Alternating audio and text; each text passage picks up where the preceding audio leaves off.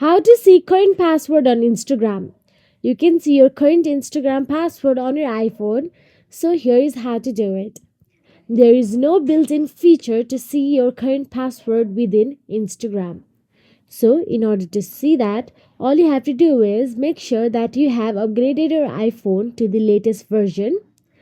If not, then make sure that you update your icon to the latest version, because the latest version of iPhone gives password manager app to save your current passwords. So simply go to the home screen and now search for the password manager app, and all you have to do is simply tap on it. Once you tap on the password manager, you may be authenticate with your Face ID, Touch ID or phone password. Then tap on the passkeys option available there. Then from the passkeys, scroll down and look for the Instagram option available and tap on it. You can view your saved password in there. So that is it. If you found this video helpful, please like, share and subscribe, and thank you so much for watching.